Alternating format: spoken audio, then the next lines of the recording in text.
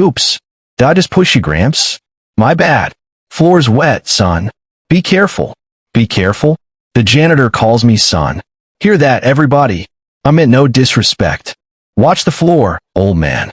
That's all you're good for. Please. I have work to finish. Then work. Shine my belt, janitor. I clean floors, not belts. You'll clean whatever I say. 12 wins, old man. 12. What do you have? A wet floor and a long memory. Film this. The mop guy thinks he's tough. Smile for the camera, Grandpa. No, sir. Floors are just slippery when you don't watch your step. I never slip. Everyone slips. Some just haven't met the floor yet. Kyle Bennett laughed. 12 wins deep and certain, never knowing the janitor he'd shoved for fun had trained 3 national champions. Have you ever been laughed at by someone who had no idea who you really were? 5 in the morning, Columbus, Ohio. The lights of Ironclad Performance Center buzzed awake one row at a time. Otis Foster unlocked the side door the way he had for 9 years, with a soft click and a quiet nod to the empty room. He filled his bucket. He measured the soap with the care of a chemist. Then he mopped the training floor in long, even arcs that never crossed their own path. Most people clean a floor. Otis read it. Every scuff told him who trained sloppy, who dragged a tired foot, who favored a bad knee. He knew this gym better than the men who owned it. He was 68 years old, lean as wire rope, white stubble across his jaw, hands the color of worn leather that had spent decades doing more than wringing out mops, though nobody currently employed at Ironclad knew that, or had any reason to suspect it. He moved slowly, but never clumsily. Watch him long enough, and strange details surfaced. He never stood with his weight on both heels, always one foot slightly forward, the stance of a man who had spent a lifetime ready to move and had never quite unlearned the habit. He folded his cleaning rags in perfect thirds, corners sharp as paper cranes, the precision of someone who had once folded far more important things with the same exact care. When a barbell rolled off a rack one morning, his hand caught it before his eyes seemed to move at all. A trainer blinked and laughed it off. Lucky catch, he said. Otis only nodded. Luck was a word he let other people keep, because the truth would have required an explanation he wasn't ready to give. Home was a small brick house on the east side, paid off and quiet in the particular way that houses get quiet when there used to be more noise in them. Inside, the shelves held trophies of an invisible life. Not cups or medals, but absences. A photograph lay face down on the mantel, dusted weakly around its edges, never lifted to look it directly. In the bedroom closet sat a wooden box with a brass lock. The key hung on a chain around his neck, under his shirt, against his heart. 15 years, and he had not opened it once. Some nights he sat with the box on his knees. He never turned the key. He just listened to the house breathe around him, the particular silence of a man keeping vigil over something he wasn't yet ready to face directly. Kyle Bennett trained at Ironclad like the place owed him rent. 24 years old, a black belt, 12 straight regional wins, and a highlight reel he watched more often than film of his actual opponents. The talent was real. That was the problem. Talent without humility is gasoline without a tank, all combustion and no direction. His kicks cracked pads like gunfire, and every crack drew his eyes back to the mirror, checking the angle of his own power the way other men checked the time. Members orbited him. Sponsors texted him. 100,000 followers replayed his knockouts and called him the future. Kyle agreed with them loudly and often. Behind Kyle stood his father, Preston Bennett, a real estate developer whose name sat on half the new towers going up downtown. Preston wrote the largest sponsorship check Ironclad had ever cashed, and the gym's manager, Troy Sullivan, had framed that check like a diploma on his office wall. Troy had 2 rules he lived by, unwritten but absolute. Keep the equipment clean, and keep the Bennetts happy. Whenever Kyle's jokes turned cruel, Troy studied his clipboard with sudden intensity until the laughing stopped on its own. He was not a bad man, people said. Just a man whose spine bent toward money the way certain trees bend toward sunlight, without ever quite deciding to. Megan Brooks worked the front desk and saw everything the cameras saw, plus a great deal more that the cameras missed entirely. She liked Otis. He remembered birthdays, He left the break room cleaner than he found it, every single time, without anyone asking. One Tuesday evening, she watched a 9-year-old from the kids' class punching air in the corner, all elbows in frustration, feet crossed wrong, chin held too high, balance leaking out of him with every wild swing. The boy had stayed late because his mother's shift ran long and there was nowhere else for him to wait. The coaches had already gone home. Nobody was watching. Nobody but the janitor. Otis passed with his mop and paused. He tapped the boy's back foot with the handle, a small correction. He turned the boy's hips 2 inches, no more. He lowered the boy's chin with one finger, the lightest possible touch. Then he walked on as if nothing had happened, as if he hadn't just rebuilt a child's entire stance in 11 seconds without breaking stride. The boy reset and threw the same punch. It snapped like a whip cracking in an empty room. Megan froze at the front desk, the phone ringing, forgotten in her hand. The boy stared at his own fist like it belonged to someone else. Otis just pushed his bucket into the dark hallway, humming something low and old that nobody recognized. And for the first time, somebody asked the question that would eventually unravel everything in that building. Who taught the floor guy to build a fighter with 2 fingers? Saturday came loud. Kyle Bennett had just taken his 13th straight win, a second-round knockout across town, and he returned to Ironclad with the trophy and an audience already assembled to receive him. 40 members crowded the mats. Phones came out before his jacket did. He replayed his knockout on the gym's big screen twice, narrating his own brilliance for anyone who'd watched it the first time and somehow missed the genius of it. Then he got bored. The particular boredom of a young man who has just consumed his own highlight reel twice and found the third viewing already insufficient. Bored champions go looking for entertainment. And entertainment, on this particular Saturday, was pushing a mop along the far wall, oblivious or indifferent to the audience gathering behind him. What happened next took 11 seconds. Cameras caught all of it, because cameras always caught everything Kyle did now, that being roughly the point of his existence at this stage of his young life. Kyle strolled over, grinning at his followers more than at his actual target, and shoved the old man with both hands. Otis hit the floor hard. His bucket toppled with him, and gray mop water soaked his shirt, his pants, the side of his face. The gym exploded with laughter, the specific laughter of people who have decided in advance that what they're witnessing is comedy and have no intention of revising that decision regardless of what their eyes are actually showing them. Relax, Gramps. It's just for fun. Somebody get the janitor some floaties. Otis lay in the spreading puddle for one long breath. Then he rose joint by joint, the way old men rise when pride is the heaviest thing they have left to lift. He did not look at Kyle. He picked up the bucket. He righted the wet floor sign, and he started mopping the same spot again, in long even arcs, while 40 phones filmed his soak back without a single hand reaching down to help him up. Only one person in the room wasn't laughing. The 9-year-old from the kids' class stood by the cubbies, gym bag still on his shoulder, watching the man who had fixed his stance with 2 fingers get treated like a punchline. Otis caught the boy's eyes for half a second. Then he looked away, because some things hurt worse than a wet shirt, and a child's pity was apparently one of them. By 8 that night, the clip was everywhere.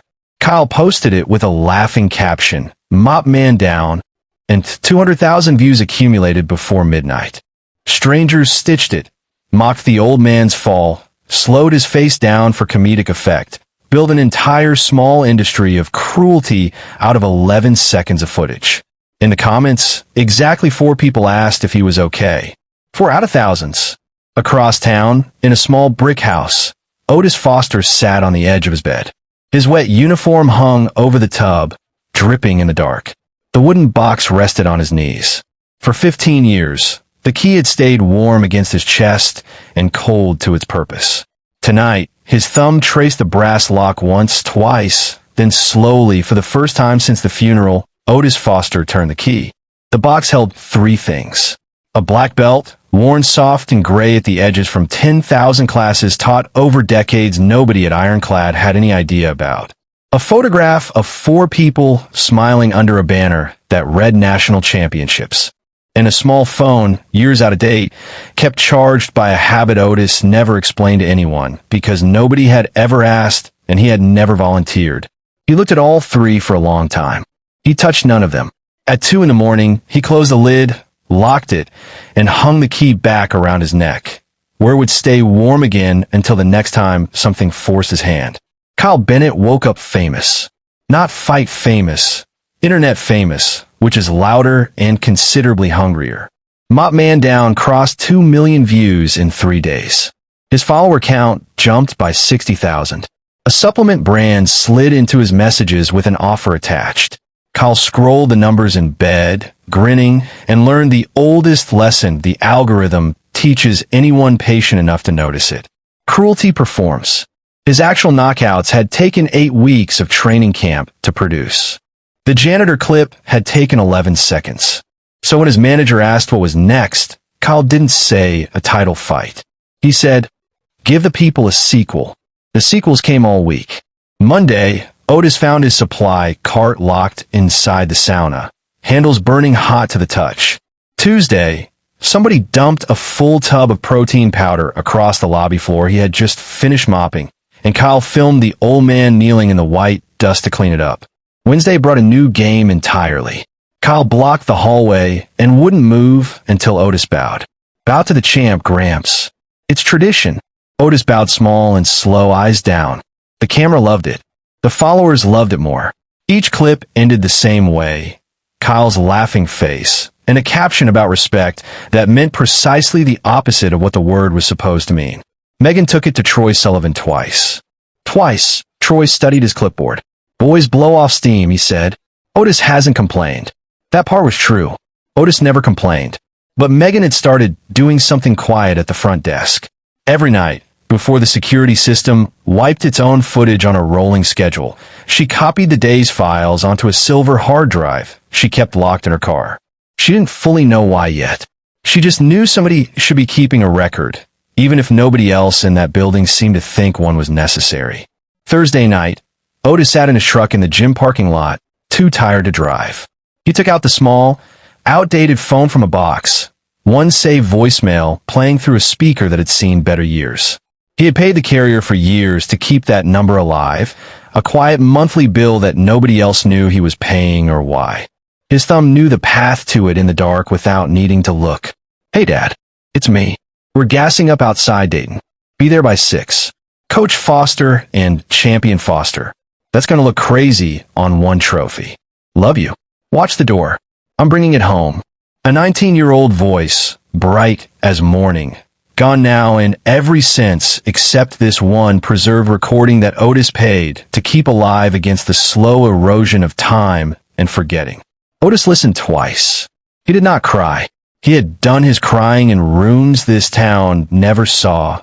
Years ago, in the particular privacy that grief sometimes demands before it allows a person back into the world. He pressed save the way he always pressed save and went home. By Friday, the numbers dipped. The internet was getting bored, and Kyle could feel it like a dropping temperature on his own skin. Pranks were appetizers. The audience wanted a main course, and Kyle, having tasted the particular high of 2 million views, was not inclined to let the meal end early.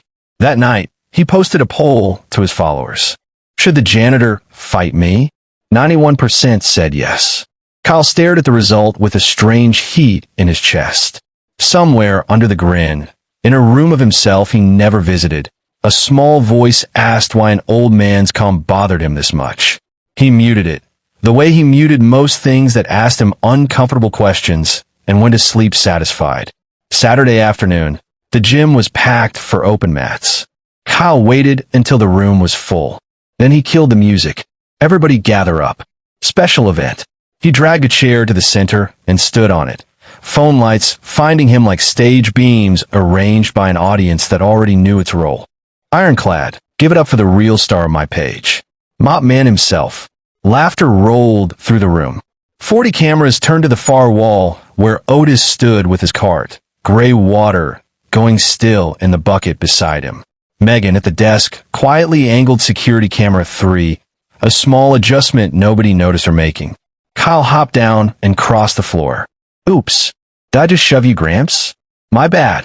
The push was lighter this time, staged for the lens rather than meant to actually hurt. Otis steadied his cart. Floor's wet, son. Be careful. Careful. Hit me, old man. Right here. Free shot. I don't fight, sir. Of course not. Mops don't fight back, do they? Please let me finish my work. Get on the mat. 60 seconds with me. Or kneel and shine my belt. I'm 68 years old, son. Then you'll break easy. Swing at me. I'll close my eyes. Phones pressed closer. Somebody chanted, fight. And the chant caught, spreading through the room with a particular speed that ugly enthusiasm sometimes finds. Film this. The janitor is scared. Say it, Gramps. Say you're scared.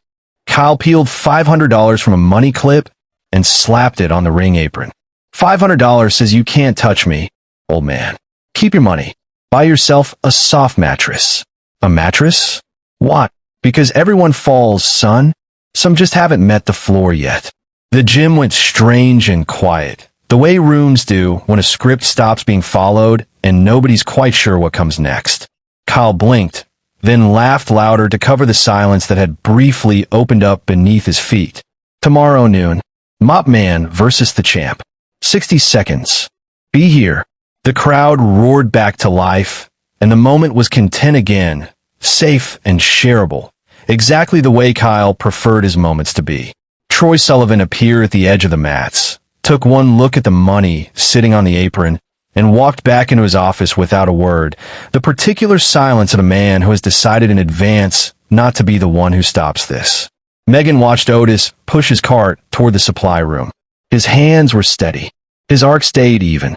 Only his jaw had changed, set like a door finally closing after years of standing open. In the supply room, Otis sat on an upturned crate among the bleach and the spare mats. He pulled out his phone, the new one, the one with a calendar, and tomorrow's date stared back at him in small gray letters. June 14th. His chest tightened around a 15-year-old wound that had never properly closed, only scarred over in a way that still pulled tight under certain pressures. June 14th was the day the state troopers had knocked on his door with their hats in their hands. The day his silver Honda never made it past Dayton. Of all the days that boy could have picked for his circus, Kyle Bennett had chosen, without knowing it, without any way of knowing it, the anniversary of Caleb Foster's death. 60 seconds, the boy had said. Otis closed the calendar and stared at the wall for a long time. The particular stillness of a man deciding something important without moving a single muscle while he decided it. Sunday came up gray and soft. Before the sun cleared the trees, Otis stood in Green Lawn Cemetery with 2 folding chairs and 1 cup of coffee. He set a chair by each stone. Ruth Foster, beloved wife. Caleb Foster, 19 forever. Otis drank half the coffee and poured the rest into the grass. They want me on the mat today, baby, he told Ruth Stone. On his day, the wind moved the maples overhead, the only response the cemetery had to offer. He turned to Caleb Stone and sat a long while, longer than the coffee warranted. I'm not going to hurt that boy, he said finally. I'm going to introduce him to himself. From the truck, he made 1 phone call, a number he had not dialed in 6 years. It rang twice. Mason, it's Coach. Silence on the other end, then a breath that sounded like a man sitting down hard somewhere far away. Coach Foster, my God. Noon today, Ironclad Performance Center. I need a witness. A witness to what? 60 seconds. At home, Otis opened the closet and took down a canvas bag, stiff with disuse. He folded his old GI into it. White gone cream with age and careful storage. He left the black belt in the box. He would not wear rank against a child, even one who deserved to learn what rank actually meant. Defense only, he promised the empty house. Not 1 strike. By 11:30, the parking lot of Ironclad was already full, and the internet was waiting for a beating. It would get a lesson instead. Noon arrived like a hell breath. Inside Ironclad, 300 people pressed around the main mat, and thousands more floated in Kyle's live stream, the number climbing steadily in the corner of his screen. Somebody had printed a banner, the Janitor Challenge. Kyle bounced in his corner in a fresh team jacket, rolling his neck, playing to the cameras with the easy confidence of a man who has already decided how this story ends. The $500 sat under a water bottle at the mat's edge. Troy Sullivan stood where managers stand when they want to be seen and not blamed for whatever happens next. At 12:12, the crowd parted, laughing, phones held high. Otis Foster walked through in a cream-colored GI. No belt, feet bare against the cold concrete leading toward the mat. The laughter stuttered, just slightly, just enough for a careful listener to notice. Something about the way he walked confused the room before anyone could articulate why. No shuffle now. Each step landed quiet and exact, weight pouring from foot to foot like water, finding its own level without needing to be told where to go. In the back row, a broad-shouldered man in a gray hoodie lowered his coffee and went very still. "Nice pajamas, Gramps," Kyle called, arms wide for his audience. "You get those from the lost and found." They were a gift. 60 seconds. Try to survive. 60 seconds, Otis agreed. Try to listen. Listen to what? Your own breathing, son. It's about to get loud. Troy pushed forward as referee, raised an awkward hand, and dropped it. Somebody hit a phone timer. 60 seconds began. Kyle came out fast, feinted a jab, and fired his trademark right cross, the one that had folded 13 men before this exact moment. It hit nothing. Otis was simply not where the fist arrived, his head off the line by 4 inches. No more, no less than precisely what was required. The gym heard it before it understood it. The whisper of bare feet on vinyl. The snap of Kyle's sleeve cutting through empty air where a face used to be. A low hook whistled through the space where an old man's ribs had been a half-second earlier, already gone. A head kick swept over a head that had already bowed politely beneath it, anticipating the exact arc before the kick had finished forming. Otis never blocked. Blocking is for people who arrive late to their own defense. He turned, shifted, breathed, and the mat under him made almost no sound at all, as though he were barely touching it. 20 seconds in, nobody in the building was laughing anymore. Kyle's breathing got loud, just as promised. He swung harder, which made him slower, which made the air he kept hitting feel heavier with every miss, the particular exhaustion of effort spent against nothing. In the live stream chat, the jokes were dying mid-sentence. Someone typed, "Is this real?" Someone else typed, "The janitor is a ghost." The view counter rolled past 80,000 and kept climbing. Kyle heard none of it.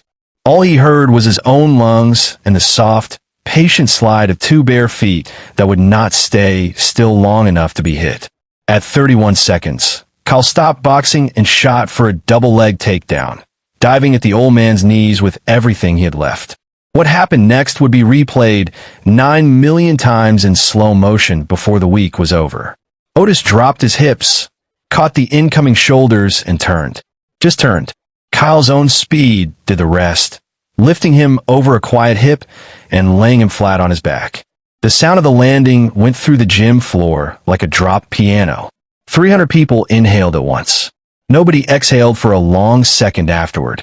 Kyle stared at the ceiling, lungs empty, pride emptier still. The old man stood over him, hands open, offering to help him up. "Brett, son, you're fine. The floor caught you." Kyle slapped the hand away and scrambled to his feet, refusing the one gesture of kindness offered to him all afternoon. At the front desk, Megan Brooks had stopped pretending to work. Her hands were pressed over her mouth. On her monitor, security camera 3 recorded the wide angle nobody's phone could capture, the whole mat, both men, every step laid out clean and complete. She glanced at the red recording light and made a decision that would matter more than anyone in that room yet understood. She hit protect on the file, locking it permanently against the system's rolling erasure. The second fall came at 44 seconds. Kyle charged blind, both hands reaching, all technique abandoned entirely. Just 200 pounds of humiliation looking for a throat to silence. Otis stepped off the line, guided the reaching arm past its target, and let the boy's own momentum write its own ending. Kyle hit the mat face down, slid a foot and a half, and stopped at the feet of his own livestream tripod. His camera looked down at him. 80,000 strangers looked with it. 10 seconds left. Kyle rose with something broken loose behind his eyes, something that had nothing to do with the fight anymore and everything to do with a much older, much deeper humiliation finally surfacing in front of an audience he himself had assembled. He grabbed a metal water bottle from the mat's edge and swung it at the old man's skull. The crowd screamed. Otis swayed inside the arc, trapped the swinging arm, and turned his hip one final time. But this throw was different. Halfway through the fall, Kyle's head was aimed at the concrete lip beyond the mat's edge. Otis's palm shot out and cupped the back of the boy's neck. He pulled him in. He gave the fall back to the soft vinyl instead. He laid Kyle down like something fragile, something worth protecting even from itself. The phone timer sang. 60 seconds finished. Otis Foster had not thrown a single strike. He stood in the center of the mat, breathing the way men breathe in libraries, and bowed to the boy gasping at his feet. Then he picked up his canvas bag, left the $500 untouched under the water bottle, and walked toward the locker room through a silence he could have framed and hung on a wall. Kyle stayed down for a moment, staring at the lights overhead. 60 seconds earlier, he had been a champion. Now, he was a meme being born in real time, and somewhere in his chest, under the rage, lived a feeling he could not yet name. It felt almost like awe. He buried it fast and reached for his anger instead. Anger was familiar. Anger had a father and a long history, and was considerably easier to hold onto than the alternative. At the edge of the crowd, the 9-year-old started clapping. Alone at first, then the kids' class joined, then their parents, then the room, a rolling thunder of hands that Kyle would hear in his sleep for a long time afterward. The man in the gray hoodie did not clap. Mason Cole just watched the cream-colored back disappear down the hallway and whispered to nobody in particular, "He's still perfect." By 6 that evening, the internet had a new obsession. The full live stream, the slow-motion breakdowns, the freeze frame of an old hand cradling the neck of the boy who had swung steel at him moments earlier. Martial arts channels dissected his footwork frame by frame and came back with the same stun verdict, repeated across dozens of independent analyses. This is not luck. This is mastery you cannot buy. The clip crossed 5 million views before midnight, under one question repeated in 40 languages across comment sections worldwide. Who is the janitor? 40 floors above downtown Columbus, Preston Bennett watched his son slide across a mat on a phone screen, face down in front of the whole world. He watched it twice. He did not call Kyle. Preston Bennett called Troy Sullivan instead, at 11 that night, his voice carrying the particular controlled fury of a wealthy man who has just watched his investment publicly humiliated on a platform he couldn't sue into silence.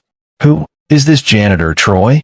Actually, not the joke version, the real one. Troy didn't know. He had never asked in 9 years, where Otis Foster had come from before Ironclad, what he'd done with his life before mops and bleach and 5 a.m. shifts that nobody else wanted. He'd had no reason to ask. The man cleaned floors well and never complained, and that had always been enough information for Troy's purposes. It was Mason Cole, the broad-shouldered man in the gray hoodie, the one Otis had called from his truck on Sunday morning, who finally gave the internet its answer, because by Monday morning the internet had found him too, tracking down anyone tagged near that gym, anyone who might know something. Mason posted a single photograph. The same one that had lain face down on Otis Foster's mantle for 15 years. Except this version was clean, unfaded, framed properly, and recently for the first time since the funeral. For people stood smiling under a banner that read National Championships.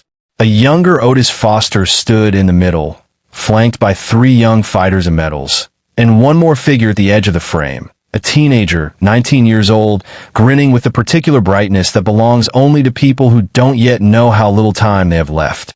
Mason's caption was 4 sentences long. This man is Otis Foster. He coached me, and the 2 men beside me, to 3 separate national titles between 2003 and 2009. He stopped coaching the year his son Caleb died in a car accident outside Dayton, on his way home from watching me fight. I have spent 6 years trying to convince him to come back to the sport. Yesterday, he proved, without throwing a single punch, that he never actually left. The post detonated. Within hours, the 2 surviving champions in the photograph, both now in their 30s, both still competing at high levels in different weight classes, had confirmed the story publicly, each in their own words, each describing a coach who had built them from nothing with the same two-finger precision he'd shown a 9-year-old boy's stance in an empty gym on a Tuesday evening. One of them posted his own footage from 2007. Otis Foster, younger, sharp around the edges, but unmistakably the same man, demonstrating a throw on a much larger opponent with the exact same economy of motion the internet had just watched him use on Kyle Bennett. The story that assembled itself, piece by piece, across 100,000 shares, was this. Otis Foster had been one of the most respected and least famous coaches in American combat sports for 2 decades. A man who built champions quietly, in a modest gym across town, without ever seeking credit for it, without ever wanting the cameras that his students eventually attracted. When his only son Caleb, 19 years old, died on the drive home from watching Mason Cole win his first national title, something in Otis had simply stopped. He closed his gym within a month. He stopped answering calls from students who needed him. He took a job mopping floors at a gym across town that didn't know his name, specifically because nobody there would know it, and grief for 15 years had asked nothing more of him than quiet hands and an empty mind at 5 in the morning. Kyle Bennett read all of it sitting alone in his apartment, the same apartment his father's money had paid for, 2 days after the fight that had ended his social media career and, very possibly, his actual one. His sponsors had pulled out within 48 hours. His follower count, which had once felt like the only number that mattered in the world, was hemorrhaging by the thousands every hour as people who had cheered the original prank now scrambled to distance themselves from having ever found it funny. He drove to Ironclad on Wednesday afternoon, parking lot nearly empty, the particular emptiness of a gym between sessions. He found Otis in the supply room, folding rags into perfect thirds, exactly as he always had, as though the entire previous week had simply not happened to either of them. Kyle stood in the doorway for a long moment before he found anything to say. "I read about your son." Otis didn't look up from the rag in his hands. "Most people did by now, I expect." "I didn't know." "No," Otis said. "You didn't ask. There's a difference." Kyle absorbed this the way a much younger man absorbs the first true thing anyone has ever said to him without flattery attached. "Why didn't you just tell everyone? When I started all this, you could have ended it in one sentence." Otis finally looked up.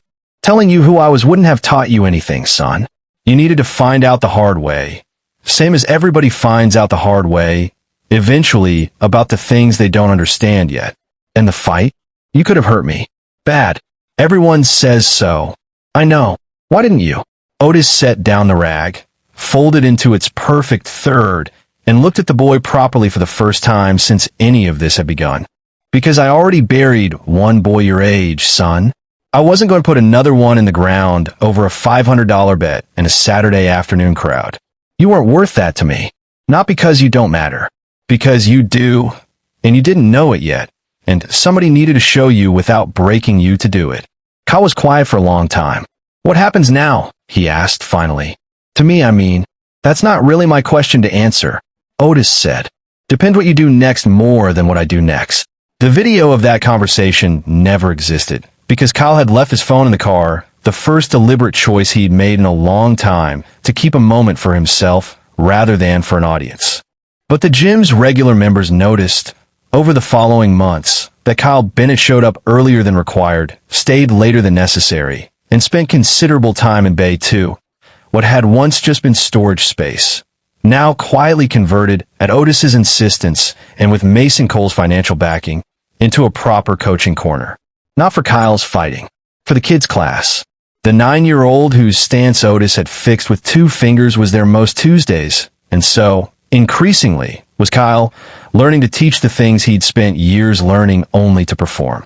Otis Foster never returned to competitive coaching in any official capacity.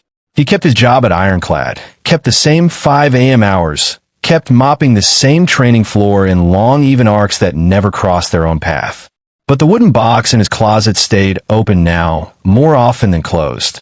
The black belt hung on a hook beside it, instead of folded inside. The photograph on the mantle, the one with 4 smiling faces under a championship banner, finally stood upright, facing the room instead of facing down into the dust. On the anniversary the following year, June 14th, a date that would never again be only a wound and nothing else. Otis sat in Green Lawn Cemetery with 2 folding chairs and 1 cup of coffee, exactly as he always had. He set a chair by each stone. "They still call me Coach, baby," he told Ruth Stone. Didn't expect that this late. He turned to Caleb Stone and sat a long while, the wind moving the maples overhead exactly as it always did, indifferent and constant in equal measure. "Got a new one now," he said. 24 years old. Thinks he already knows everything. He almost smiled at that. The particular smile reserved for watching someone make the same mistakes you once made yourself at the exact same age for the exact same reasons. Gonna take a while. But I think he's listening now. He drank half the coffee. He poured the rest into the grass, the same as he always did, the small ritual that asked nothing of the world except to be allowed to continue exactly as it was. Then he drove to the gym, because it was Tuesday, and there was a floor that needed reading before anyone else arrived to walk across it without understanding a single thing it had to say.